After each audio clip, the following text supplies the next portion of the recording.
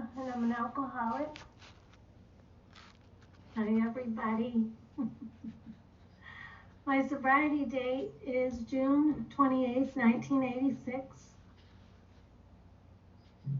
And my home group is the Back Porch International online group.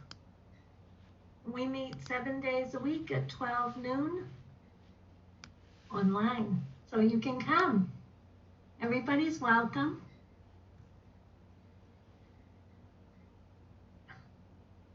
It's quite an honor to be asked to be here today with you, and I'm very excited about it. I've been looking forward to it all week, just being with you, and I listened to Beth last night, and she was wonderful, and it's just always such a pleasure to get together and spend time, and of course I can be the center of attention for a little while right now, so that's always good. You know, my early drinking, I grew up, my dad was in the Army. He was a career Army man, and when asked what he did for a living, he says he was a soldier. And he's 94 years old. He lives about 2 miles from me. He lives with one of my sisters, and he's doing well, amazingly well. I said, Dad, you drank so much, and you smoked for 70 years. How is it that you're okay? And he said, I don't know. He said, I'm a medical anomaly. So he reads every morning for a couple of hours. Excuse me. He's still, excuse me. I wonder how that sounds over the speakers. He's still on his feet. He walks with a walker, but he still walks, and he still exercises every morning. So, but alcoholism is popular in my family, and you know, my dad had three sisters that died of alcoholism, 2 on Skid Row, and 1 in a sanitarium. And he said she married money. That's why she got to die in a sanitarium instead of Skid Row. And he had another brother that just died, dropped dead in the street from, you know, this legacy of alcoholism in my family. So I didn't know much about alcoholism. I knew my dad drank too much. I knew it caused problems with my mother and with my family. And I didn't want to be like that. I had 6 brothers and sisters growing up. And my parents actually had 8 children in 11 years. And none of us were twins. And I said to my dad, my mother died in 2011. And I got to be a really good daughter to her the last few years of her life. And I am forever grateful for Alcoholics Anonymous and for the person who taught me to direct my thinking, to stop directing my thinking, pardon me, and to ask God to direct my thinking in my life. Because I've landed in places I've never planned on landing, in places I didn't even want to be, where the most magical and wonderful and spiritual experiences have occurred for me. And one of those was landing at my parents' house in my 40s, and then finding that my mother got ill, and being able to take care of her. and helped my dad take care of her in the last couple of years of her life. She said to me, on one of the final days, she said to me, I hope when you're as old as I am, that you have somebody like you around to make you feel the way you make me feel. And I want to say that those words are one of the most precious gifts I've ever received, coming from my mom. And that was in 2011. And I inherited my dad, I guess. It wasn't a lot of money to inherit, but we inherited each other. So my dad and I became roommates. And but I asked him one day, I said, Dad, did you want 8 children? And he said, no. I said, how many did you want? And he said, none. He said, but I wanted your mother. And that was the deal. And my parents loved each other very much. My mother was Catholic, and my father was not. But they loved each other. My dad was, I've asked him so many times, he says his family, his parents would say to him and the other bunch of children they had, go to the church closest to the house. Go to the church closest to the house. So they were mostly Lutherans, because that was the church closest to the house. Then you didn't need a ride, you just walk over. And I thought, that's what we hear in AA. You pick a home group closest to where you live so that you can always get there. And so I thought that was pretty cool. So there were 7 of us kids. I was growing up, and I was the 6th one in that line. And I was born with a congenital heart defect, but we didn't know that I had that. I didn't know I had that till I was in my 40s. And but part of that was I couldn't keep up, with the other kids, with athletically. I couldn't climb the trees, and I was the last one picked for any team. I wish they didn't have to pick me at all. I'd end up being given to one of the teams at the end, I'd be standing there. And, I couldn't catch a ball or outrun anybody, even to this day.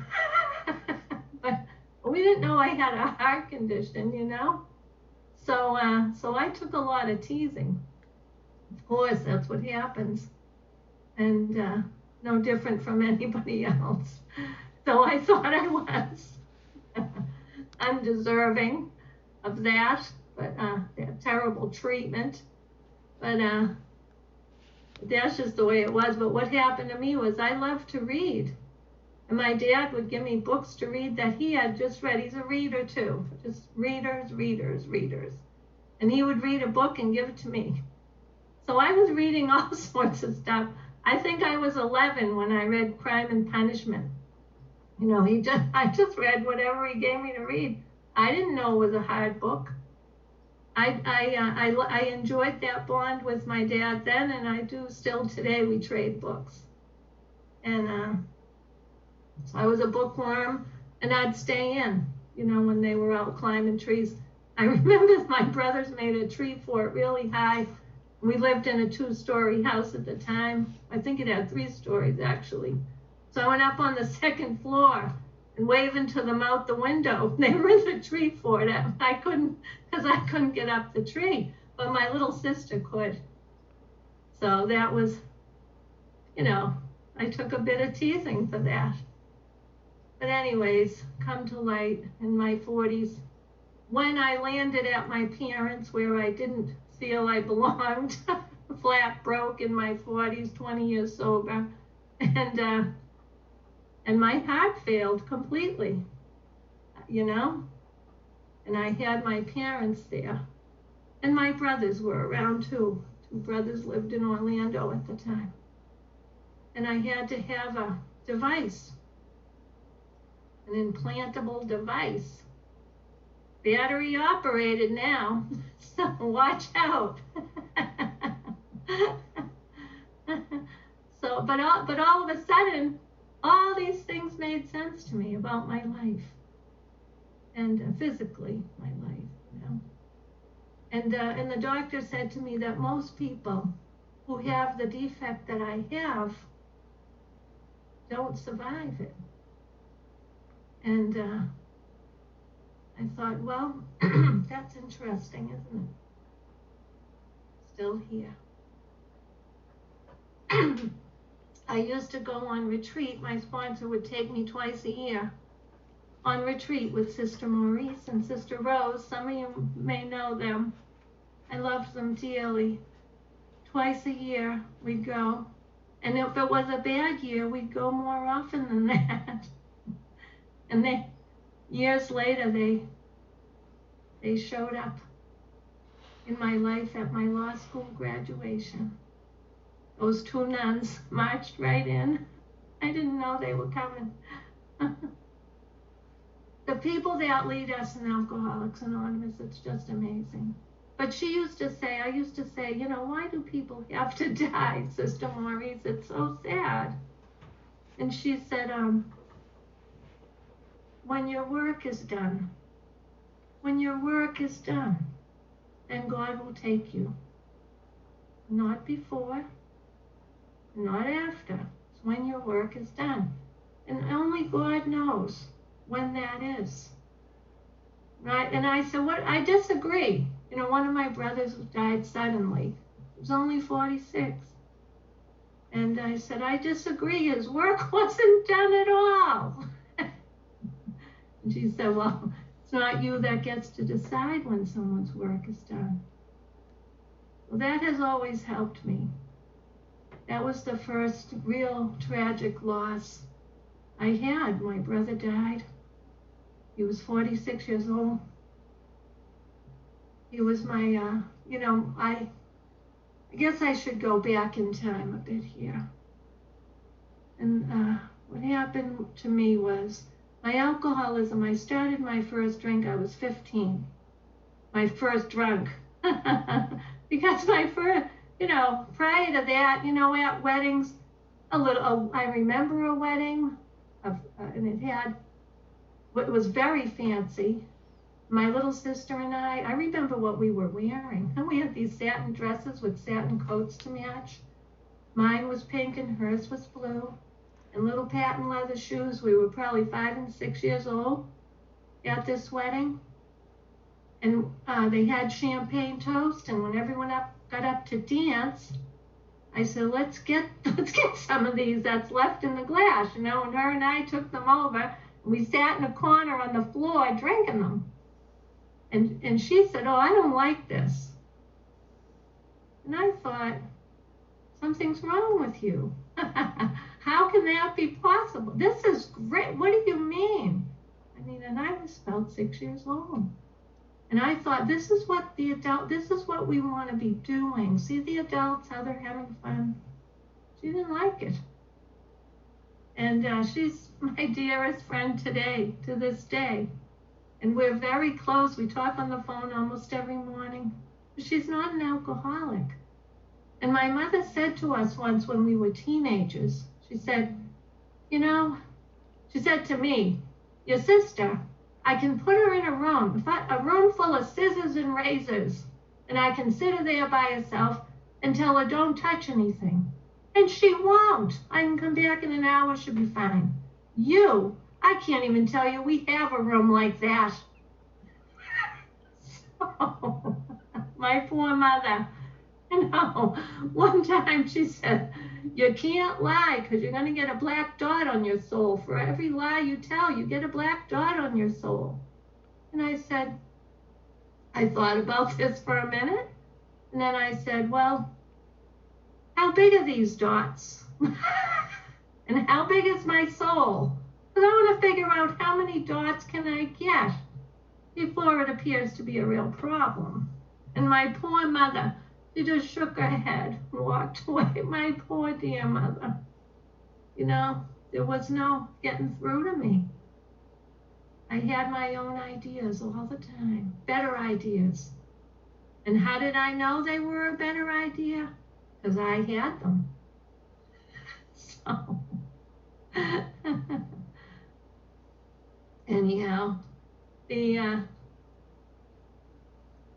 I got drunk that first time, woke up, came to. I really had a blackout. I vaguely remember being in a cold shower and my girlfriend's mother slapping me around. And woke up the next morning and still at their house where I wasn't supposed to be. I was supposed to be home. And I felt bad. I felt remorse. I felt embarrassed. I felt, oh God, I have to call my mother now and explain that I didn't come home last night. I was 15. And I felt terrible. And I called and I told my mother, this will never happen again. So sorry. And I meant it. I meant it that time, and I meant it all the other times I said those words. I'm sorry. I stopped saying it will never happen again, even to myself, because it was not believable anymore. Other people didn't believe me, and I didn't even believe myself after a time. So, onward through my alcoholism was fast and furious. I was in high school. I got a job as a nurse's aide in a nursing home. And the nurse that I worked with, we worked 3 to 11, she would take me to the bar room with her after the shift. And I loved that.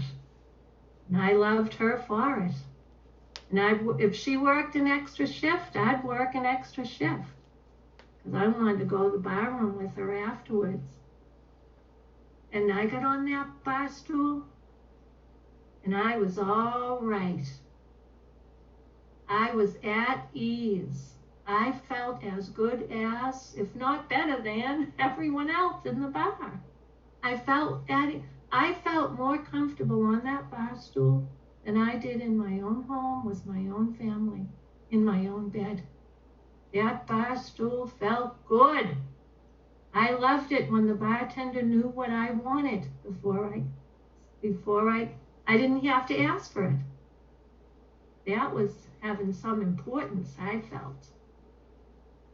And I just, that became the most important thing to me. And I graduated high school somehow. Really, I remember in high school a friend of mine saying, how do you get in the bar rooms and drink? You're underage. The age was 21. I said, you just act like you belong there. Well, and I wasn't acting. I belonged there. Where else do I belong? The only other place I have ever felt that comfortable is right here with you in Alcoholics Anonymous. The only other place I've felt that much at ease.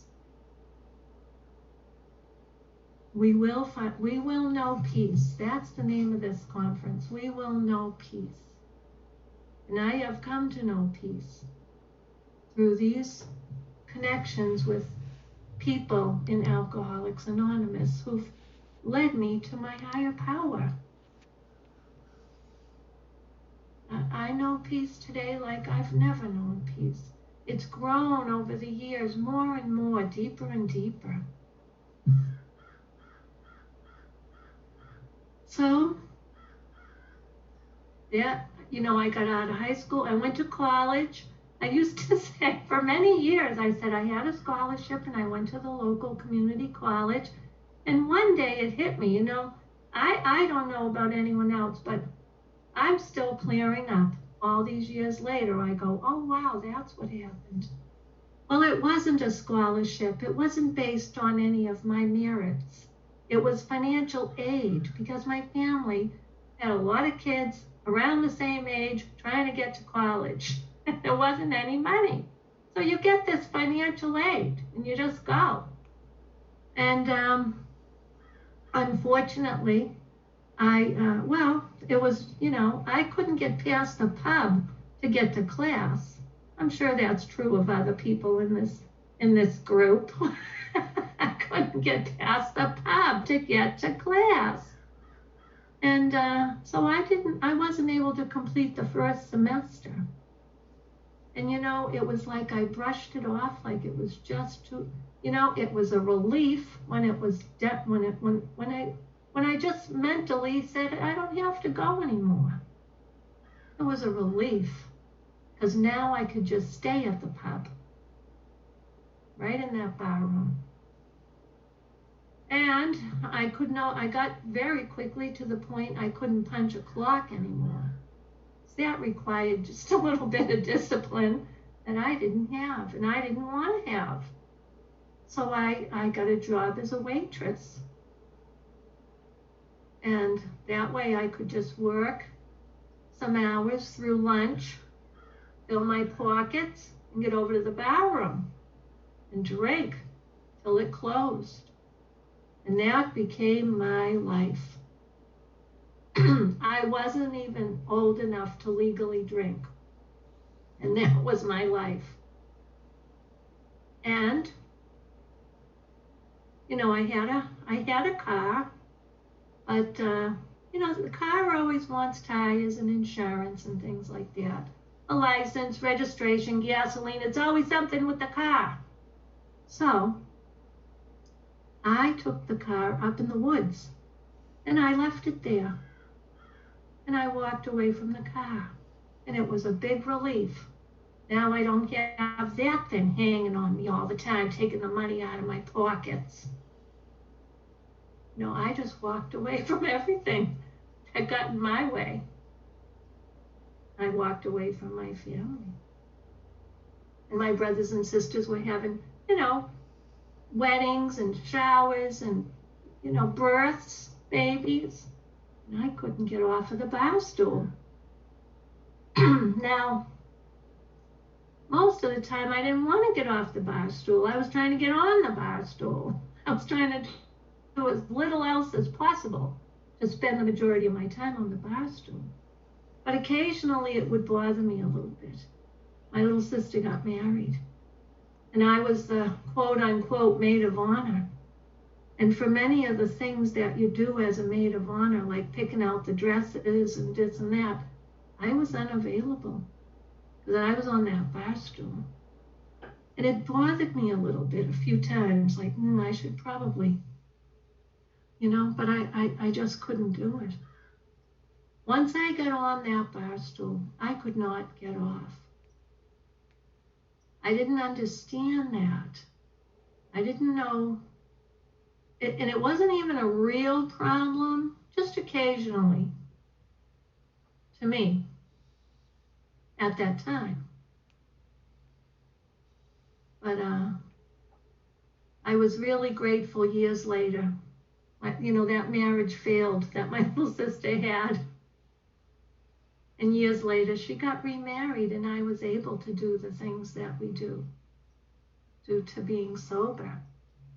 And I was able to really be there for her. But that first one, no. So it just went on. I mean, that was my life. And I, no car. I had a triangle, just like we have a triangle in here. Well, I had one. I had the bar room I drank in, the diner I worked in, and the little apartment I slept in. And I could walk that triangle, so I didn't need a car. My life got very small. But I started to get barred from the bar room. I don't know if that's what you call it where you're from. In Massachusetts, we get barred from the bar room. And you don't know that you're barred because you don't remember. So you go to the bar, just like you always go, and the bartender says, "You're on the list." Oh, it's the worst feeling in the world. So in the beginning, I would get very indignant. What am I doing on the list? What could I have possibly done? Well, then they tell you what you've done. But nowadays, they can videotape it and get it up on Facebook before you're out of the blackout. Oh, jeez. That's awful. But back then, they just tell you what you did. Well, after a couple of, and I'd say, "Are you sure it was me?" Because I couldn't believe it myself, the things I did. So, after a couple of times, I don't want to know anymore what I did. I just want to know, how long am I barred for? Is this a 30-day bar? 60 days? Am I barred for life? Because if I'm barred for life, I got to move that triangle. See, in Massachusetts, there's various degrees of disgrace. So you might only get a 30-day bar. But if you're barred for life, So all you can do is hope for that a new bartender gets the job. Because that one ain't going to forget you. So this was my life, and I was okay with it. I really was. I used to drink with these two old guys, Eddie and Louie. Eddie had a Beagle he kept out in the car. I'd run a Slim Jim out to that Beagle every once in a while to keep that dog alive for him. And then Louie had a girlfriend that would come in once a month and beat the stuffing out of him and take his check.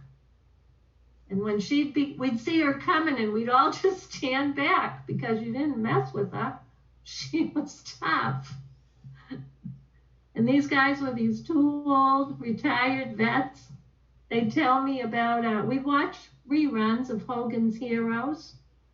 And we'd watch Vanna White turning the letters. We'd smoke cigars. I was completely happy on that bar stool with those two old men. I felt at ease there. I didn't want to go to the nightclubs, where the rock music was playing and there was because I didn't fit in. I didn't feel comfortable there at all. I just wanted to be with Eddie and Louie. Well, one day Louie comes out of a blackout and says to me, "What are you doing here with us all day long? You're young. You have your whole life ahead of you." Boy, I was crushed. I didn't have an answer for him. I didn't know why I spent all day there with them, but that's the only place I wanted to be. And I didn't want him to tell me not to be there with him. And he didn't say that. He just questioned, and I didn't have an answer. So, I just kept on. I wasn't even of age to drink yet. That was my life. But anyway,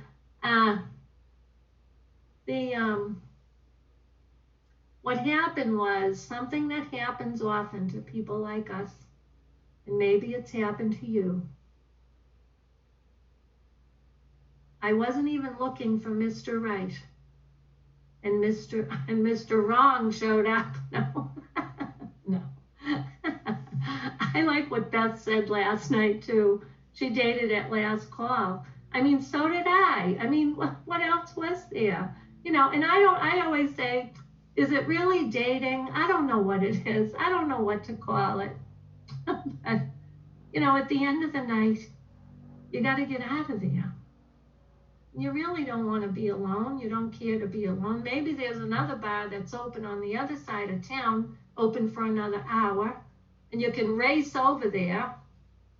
And anyways, I met this guy, and we started leaving together at the end of the night. And he had a car, so that was good for me because I didn't. And sometimes he would race all the ways across town to the other bar that was open an hour later. It's crazy.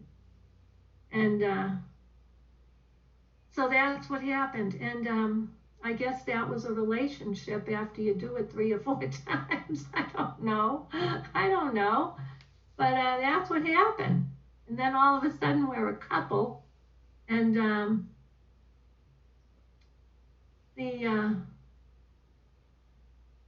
and then the hard stuff in life starts happening that I'm totally unprepared for. And what happened was I turned up pregnant. That's what they call it in my family. If you're not married, you turned up pregnant. Like a pancake flipped over, you just turned up that way.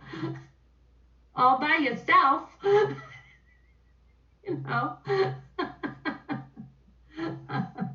Oh my goodness.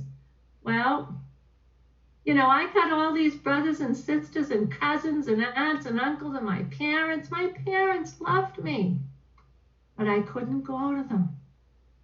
I couldn't go to them with this. And I went to Eddie and Louie. I said, Eddie and Louie, this guy wants to marry me. And I was like this guy wants to marry me. Wow. I said, I'm pregnant. He feels the right thing to do is to get married and have a family.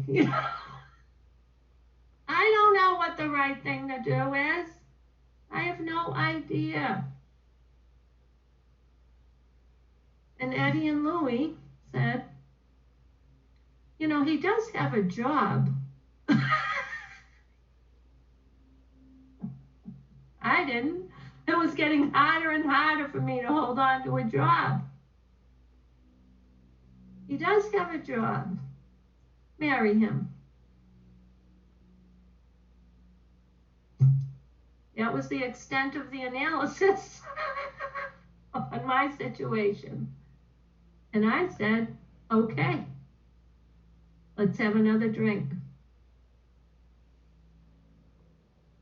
Sadly, I'd love to be one of the women that's able to say, I didn't drink for 9 months. I stopped drinking for 9 months and had my baby, and then I drank again. I don't have that to say. That is not my story. I was not able to stop drinking for more than a day or two. The last time that I ever put any time together at all, I was 16. On my 16th birthday, I quit drinking. I went on the wagon. That's what we call it in my family. 16 years old, I went on the wagon. My birthday, September 30th. On Halloween, a month later, I went to a Halloween party. I wasn't going to drink, though, And of course, within 5 minutes, I was pissed off at somebody, and that gave me the reason to drink. And I was never again able to put down booze for anything like 30 days. I'm telling you, 1 day, 2 days, that was it. I'm sadly reporting to you that that's the case with me. And I think, I couldn't share that for years in Alcoholics Anonymous, even to my sponsor, who I loved. I couldn't share it. I was so ashamed. And I never heard anyone else share it. Not in a meeting, not in private, never. And I was never going to tell anybody that. All I was going to do was let that guilt eat me alive. And it did. And finally, I don't even remember how much time I had, 5 years maybe. I finally told my sponsor. I finally just spit it out one day because it was killing me. And these sponsors blow your mind, don't they? You know what she said to me? She goes, "We all did." I'm there. What? What do you mean we all did? She said, "Diana, most of us." She goes, we don't talk about it. And then she told me she had done that. And she said, we don't talk. Sometimes we can cut back a little, whatever. We can make some changes. She goes, there are some people who can stop completely for 9 months. They haven't yet gotten to that point. She said, but you're no different than most of us. Well, I just felt this big, huge. First, I was shocked and pissed. I was mad. Like, oh my God, I've been walking around with this thing. I thought I was worse than everyone else in Alcoholics Anonymous, and I felt I was unworthy of sobriety. I was unworthy of it. I had done the unforgivable, and I was the only one who had done the unforgivable. And I was just holding on to the shirt tails of the other people in Alcoholics Anonymous. I wasn't worthy. And she straightened me right out. And I finally spit it out. And that, for me, holding those secrets, holding on to things, not sharing it, I've always paid a price.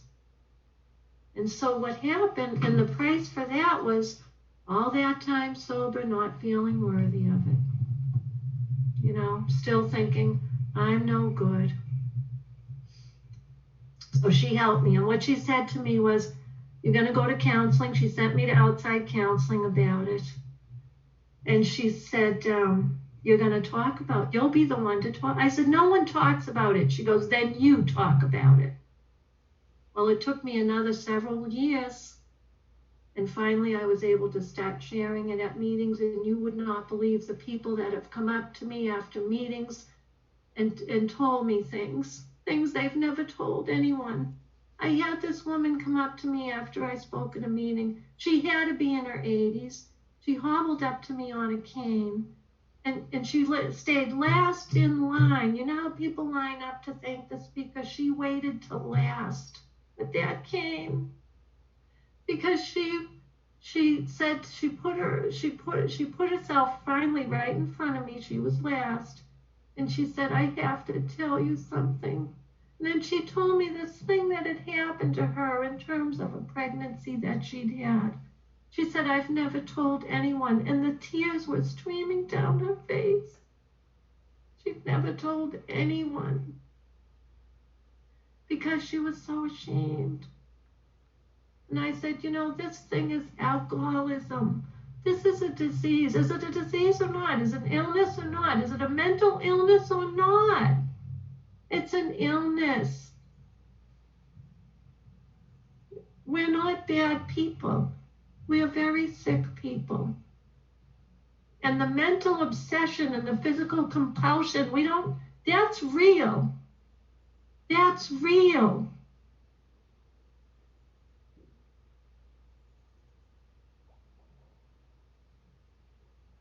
That's why we drink when we're pregnant. That's why we drink ourselves out of jobs and out of families and away from our children and away from our parents. Because it's real.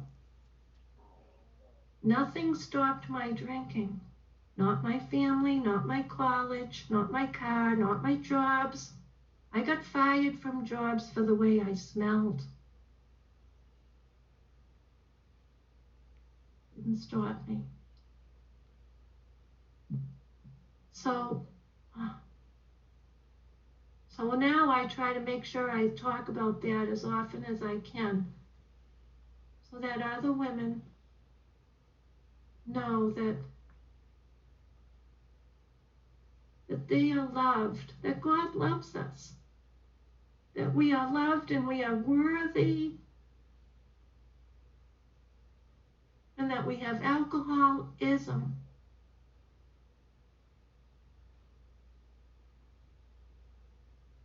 I had a man come up to me one time, and he was crying, and he said that he had lived with his mother in a car, and he's in the program, but he had lived with his mother in a car, and who knows what else, went on, but he said that he never thought that she suffered.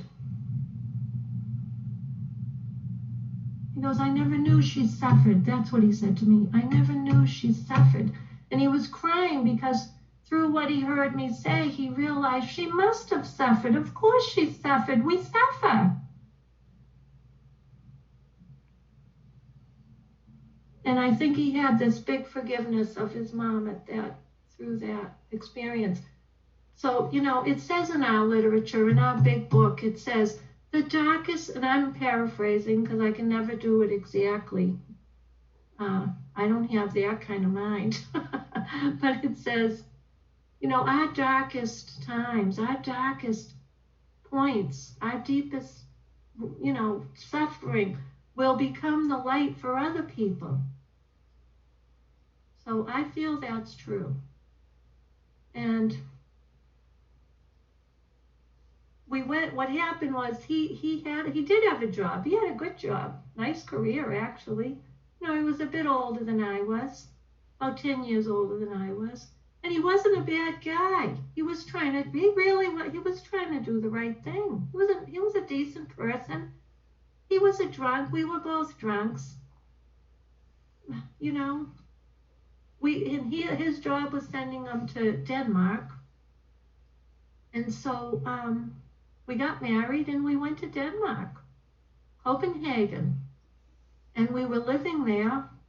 On the plane, on the way over there, I recall both of us talking about how we were going to be different. We were going to be parents, and we were happy. We were excited. We were talking about how it was going to be.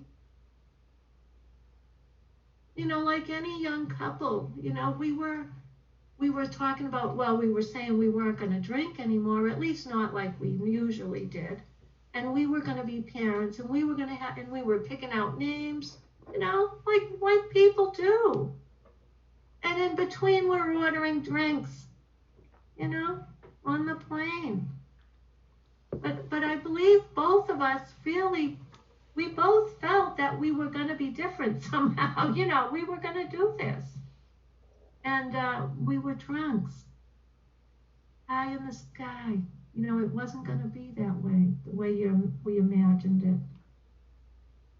And we got over there, and he went to work, and I went to the bar room. And I found a bar room with two old guys sitting in it, two old Danes, and I bellied up to the bar. And I concealed that pregnancy because I didn't want anyone. I knew it was wrong. I knew that it was wrong to drink, especially the way I drank. And I concealed that pregnancy and bellied up to the bar and made friends with these two old Danes. And they didn't even speak English. It didn't matter, as they spoke my language. They taught me to drink North Sea oil. That's something they have over there. They taught me how to swear in Danish. I taught them how to swear in English. I took them to see Scarface when they came to the theater there. I said, this is how we live in America. I took them to see Scarface. We had a few laughs. But what happened was, because it doesn't get any better, eventually they noticed this pregnancy. They realized that I was pregnant. And I'm going to tell you, even drunks don't want a pregnant drunk around. And they cast me out of that barroom. And they called me names. Yeah. None, you know. And you know, I thought I agreed with whatever they called me. They were right. They were right. I am that. I am that. I'm that bad. And they're right. And I shouldn't be here. And I know that. And I knew it. And I went home and again determined, okay, I'm not going to do it again. I'm not going to do it again. Like I said, I could last a day or two, but that was it. And that my mind.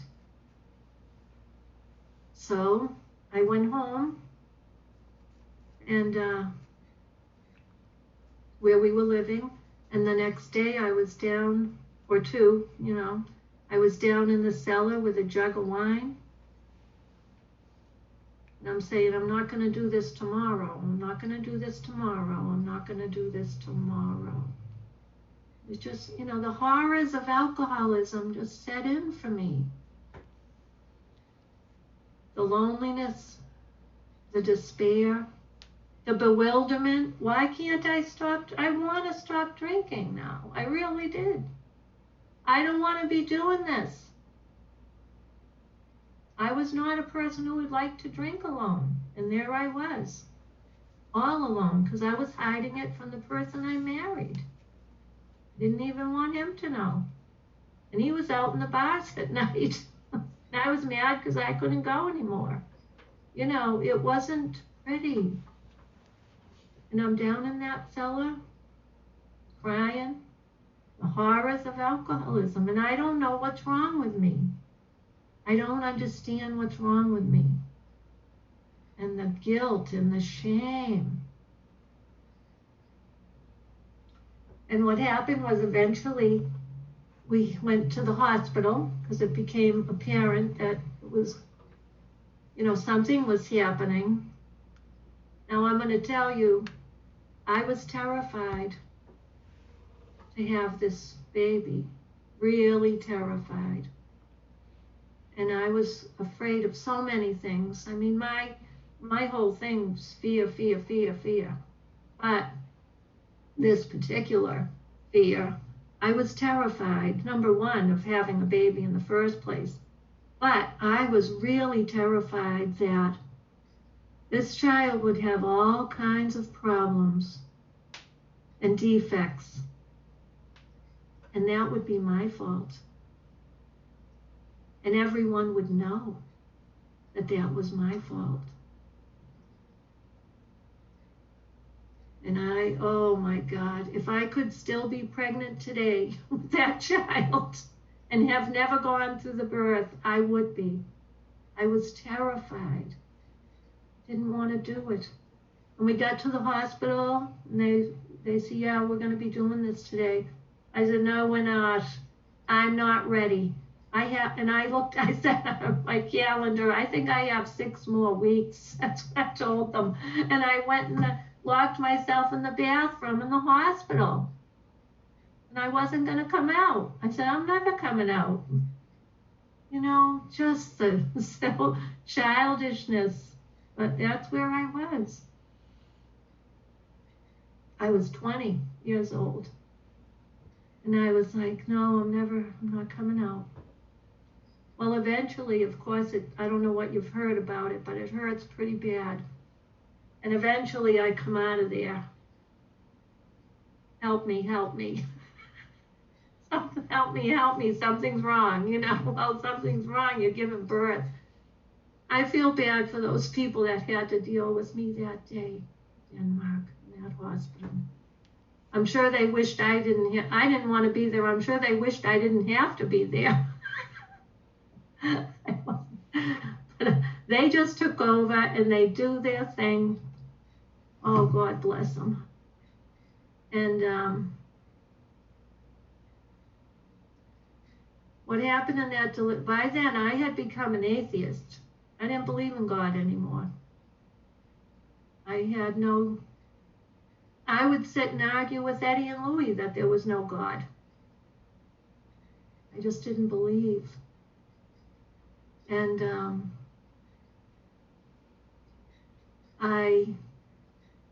in that delivery room, they handed me this newborn. And when they handed him to me, his eyes were open. And I looked into his eyes, and he was quiet. He had already done the crying part. And I looked in his eyes, and I saw God for the very first time. I saw God. I saw perfect love, perfect peace, perfect understanding. And I fell in love. I fell in love. I loved my baby. And I vowed that we would go home and I would never drink again. I would never drink. Not like I did, never.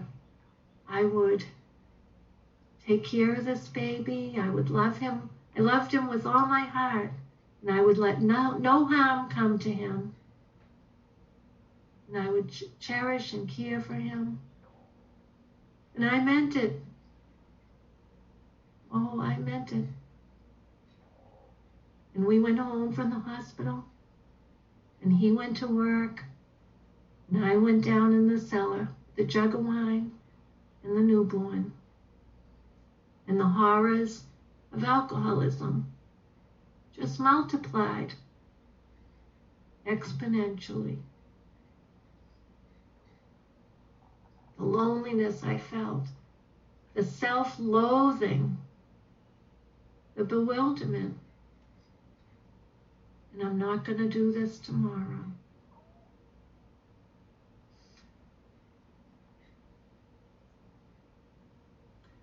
Well, we came back to the States. I think we were in Denmark about a year.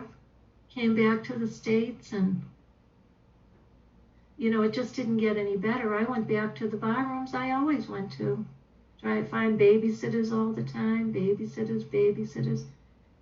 I remember one time my son holding on to my leg, and crying, and me peeling him off of my leg, leave him there so I could go. I had to go. And I'm walking away and I'm crying. I was crying. Why do I have to go? I just have to go. I didn't understand what was happening to me. And what happened was, I got a feeling I'm going too long here. I ended up I left the marital home because I thought that was the answer. I left the marital home. I said, if I wasn't married to him, I won't drink like this. Suddenly it was all his fault. I was convinced. I convinced myself of that. And then I decided waitressing was the problem because I was still drinking after I left him. So I left the waitress. I said, if I have a desk, I won't drink. People with a desk, they don't drink. So I looked high and low and lied to everybody about my qualifications, and I got a desk job at a cable television company. And cable TV was fairly new in central Massachusetts, and I was a customer service representative, and they give me a computer and a phone with a bunch of buttons on it. And I had lied and told them I knew how to use a computer and a phone with a bunch of buttons on it. I'd never even seen one. So there I was, working at a desk. And the phone would ring, and I didn't know how to answer the phone, but I quickly learned how to avoid answering the phone. And I would pretend I was talking to customers. I really was never going to talk to a real person on that phone. And one day the boss called me in the back room. Now I was used to that, going to get fired, going to get thrown out. I was always used to getting thrown out, fired, asked to leave, fired. That was nothing new. And I went back there. Of course, I thought maybe he's going to make a pass and I'll be his girlfriend. That's always, maybe that'll happen this time. No. What happened was he proceeded to tell me his story. Like we do in here. Like I'm doing to you today, telling you my story. He told me his story. He told me he had 2 years without a drink or a drug, that he had a broken family, broken home, 3 children he couldn't see without being supervised by the state of Massachusetts, that he had lived in his car. And he told me that he hadn't had a drink or a drug in 2 years. And I didn't know why he was telling me this. I felt he was needing my advice. He was asking for my advice, of course. I'd never heard anybody speak so honestly before. So I gave him my advice, as I always did, because I was a barstool psychiatrist. I could tell. I was always giving advice at the bar room. So I said, because I knew everything. So I said to him,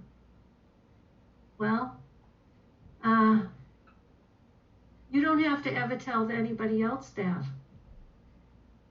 Your secret is safe with me. You can take it to the grave. I mean, that was my usual advice. Take it to the grave. I had a lot of stuff I was taking to the grave. And I simply told him to do that. And he was looking at me kind of funny.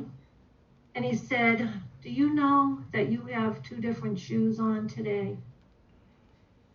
Well, I didn't know it. I didn't know it.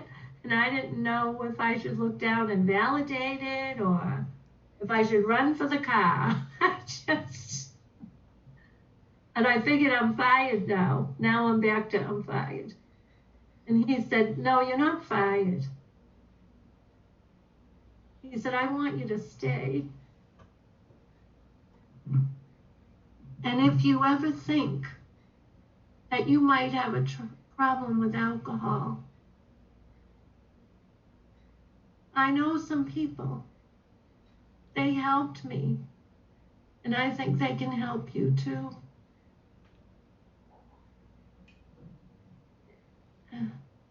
He goes, now I'm going to teach you how to use that computer and that phone.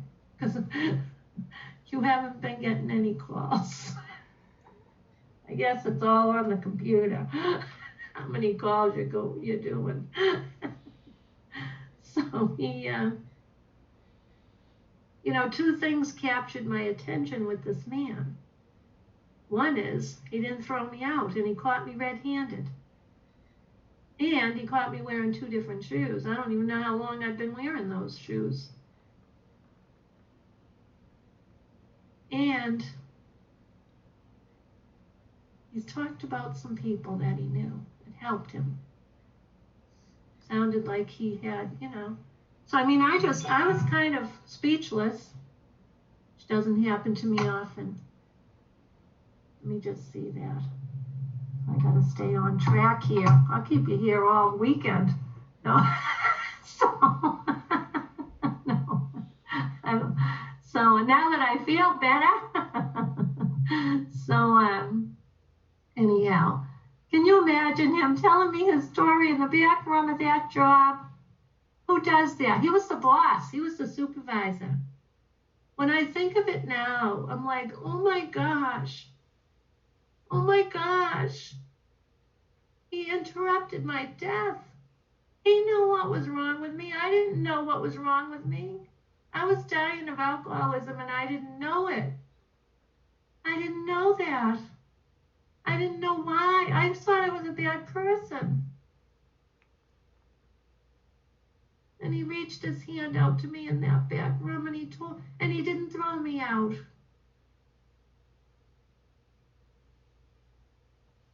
And he had every right to.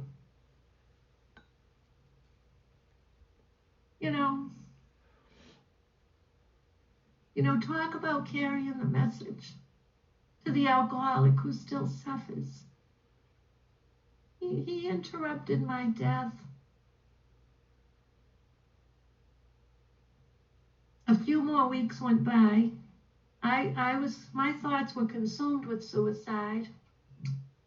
At the end, there was an eviction notice on the apartment door that I lived in. Then electricity had been shut off. I had no food. And I was hiding the car at a Buick Skyhawk from the repossession people. I was hiding it. And I was looking at it, trying to figure out how my son and I were going to live in it. My 2-year-old baby boy. And I could no longer look at my son in the eyes. I couldn't look him in the face. I was so ashamed. I couldn't look other people in the eyes either, but I couldn't look my own child in the eyes. And on a Tuesday, when I finally got to work after the weekend, I went to this guy. His name was Joe C. And I said, Joe, can you take me to your people? Take me to your people. I didn't know who they were. He never said Alcoholics Anonymous to me. I didn't know who he was talking about. I didn't know he was talking about you. And I didn't care. I didn't care who he was talking about. He said they could help me, and they helped him. I didn't care if he was talking about Martians from outer space. I was tired. I was exhausted. And in fact, I didn't care if they were Yankee fans. And that's saying a lot where I'm from. Let's see how to throw that in. But he said, what he did was he said, I can't take you because I live in the other direction. So he wrote on a paper, he made some phone calls, and then he wrote on a paper, Alcoholics Anonymous, and he wrote the address of a church. He wrote the name of the church and the address. It was in Leominster, Massachusetts on a Tuesday night. And I said, I'm looking at the paper and I'm thinking, I'm not going to be, it's a church. I can't go in a church. They're never going to let me in a church. Things I've done, I won't be able to get in there. Not when there's people in there. And, they used to leave them unlocked and you could go in when no one was there. And I used to do that after my son was born in Denmark. And I used to sit in there and cry all alone. But I said, well, I can't go in when there's people in there. I won't get in. And he said, well, I didn't ask him. I just decided I couldn't get in. Then I'm looking at the paper, and it says Alcoholics Anonymous. I said, oh, we wear a disguise. That's how you do it. All right. So I go home, and I get my best Salvation Army dress, 2 shoes that matched, a big straw hat with a big red bow on it, big Jackie Onassis sunglasses. And I drive that car over to Leominster, Massachusetts. And I'm out in the parking lot of that church.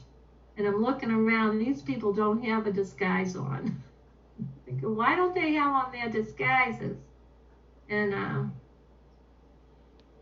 I don't know, something in that parking lot. I'm out there smoking cigarettes, And I'm out there and I'm saying, you know what? I'm just going to go in. Because no matter what's going to happen to me in there, it's got to be better than what's happening to me out here. So I mustered up all the courage I had left in the world. And I marched up into that meeting and up into that church and down into that basement. My first meeting. and to my whole new life that I didn't even know I was going to have. I didn't know what was going to happen to me. I just gave up. I just gave up. I went in there. What happened that night? I don't know what they said. I didn't hear anything.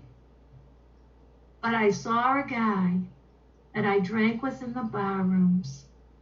I recognized him, but he looked totally different. He looked totally different. His eyes, especially his eyes. And after the meeting, I went up to him and I said, Peter, his name was Peter, Peter, what's going on here? Pete, what's going on? And he said, who are you? So I briefly lifted my disguise. I said, it's me, Diana. And he said, oh, we've been waiting for you. And he started to talk to me. And he said, everything's going to be okay. You don't ever have to drink again, even if you want to. Even if I want to, even if you want to. This is what we do here at Alcoholics Anonymous. This is where we go on Tuesday nights. And I'm going to pick you up and take you where we go on Wednesday nights. And he started to talk. I don't remember everything he said, but I remember his eyes. And when I looked into his eyes through my dark sunglasses, I saw the same thing I saw in my newborn's eyes. I saw God. I saw God, the sunlight of the Spirit coming through this man's eyes at me. And I was drawn in. And I've been seeing that light in the eyes of the people in Alcoholics Anonymous ever since. And eventually, I came to have that light in my eyes. And when I'm looking out here at this Zoom, looking at you, I can see it in your eyes. I hope you can see it in mine. The sunlight of the Spirit, the love of God.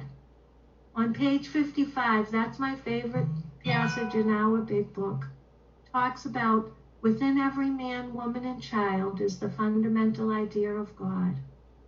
God is living in me and in you. It's where he lives. It says in the final analysis, we can find him there. You know, it took me years to understand what that was saying to me, what it was saying to me. It might say totally different things to other people. That's fine. That's what happens. But to me, that's what it's saying. And I've gotten, that changed my life. That changed my whole life. You know, the Alcoholics Anonymous, the things I've done since I've been here is, beyond, you know, like we say, beyond my wildest dreams. Beyond my wildest dreams, the things I don't even know where to begin. My son had a sober mother. My son wasn't even going to have a mother. I was stealing food from the meetings in the beginning, and this woman caught me. She says, what are you doing? I was stuffing cookies and apples, whatever they had, into my purse. I said, I have a little boy and I don't have any food. You know, I had no electricity. How am I going to have food? She said, see that chubby guy in the back? She goes, go tell him you don't have any food. I thought he was going to take me to the market or something, give me some vouchers, I don't know. And so I told him, and he said, well, come Friday night to St. Patrick's over in Clinton. We're having the anniversary meeting. And when they ask for volunteers to clean up after the meeting, you volunteer. Well, this guy kept a calendar of all the anniversary meetings. He was an old bachelor. He worked in Boston. He went to an anniversary meeting every night of the week. And I came to find out I wasn't the only one that followed him around. There was a handful of us, no food, right? So he had, and I didn't know he was feeding us spiritually. I thought he was just feeding us meal, getting, we were like a secret thing, and going around getting the food. He was feeding us spiritually. That's what happens in here. When somebody tells me to do something and I don't necessarily want to do it, okay? That's never changed. But what I try to do is I just try to do it in spite of my better idea.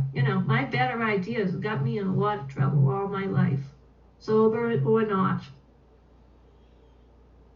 And I just try to do it. And the things that have happened, unbelievable gifts. My sponsor, Martha, I loved her dearly. I wish I could tell you more about her. I need another hour to tell you about her. She was a trip. And the way she taught me, she just told me the truth. If you look fat in those pants, you want somebody to tell you, right? She would. Don't wear those. That looks terrible. She wasn't going to tell you, oh, you look nice. You know what I mean?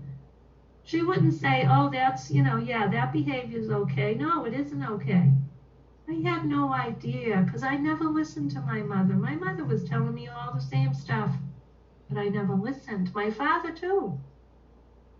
I couldn't hear them. So Martha straightened me out on a lot of things, taught me how to live, taught me how to be a member of Alcoholics Anonymous, taught me how to have a home group because she had a home group, taught me how to read the literature because she read the literature. She taught me how to be a friend because she was a friend. She sponsored me for 18 years until she passed away. And I was able to be her hospice caregiver in the end. And after I was sober 3 years, she said, you got to go to night school. School. She said school. You got to go to school. I said, why? She goes, didn't you ever want to be anything? And I said, well, I wanted to be a nurse, but I'm not pretty enough and I'm not smart enough. She said, is that what they told you when you went down to apply? I said, apply? I've never applied. Why would I apply? I know what they're going to say. She goes, go down and get the forms. So she helped me fill out the forms, and I went to nursing school. They took me. What do you know? And I practiced as a registered nurse for about 15 years up in Massachusetts. And after about 11 or 12 years, I told her, I said, Martha, this is hard work, this nursing. On my feet all the time. Still didn't know I had a heart condition. And I'm tired. I want to go to law school and sit down at a desk again. She says, go get the forms. Go fill out the forms. There's 8 law schools in Boston. Somebody will take you. So she was right. And I went to law school. I went at night. I worked during the day. And now I have my own law practice here in Florida. Unbelievable. Unbelievable living on the Gulf of Mexico with the man of my dreams. Mr. Right finally came when I stopped looking for him. I had to give up. It's all here, God. You can have my alcoholism, but I want to pick my own men. That was the dumbest idea I ever had. I finally surrendered on that, and I got the best guy in the world now. 8 years we've been together. You know where we met? We met at a detox on Christmas Eve in 2012. We were the speakers. We were the speakers, not the patients. We were the speakers, carrying the message. That's how we met. And we have a beautiful life here together. I was sick last year, very, very, very gravely ill. I like that. I like the drama of all that. I was gravely ill.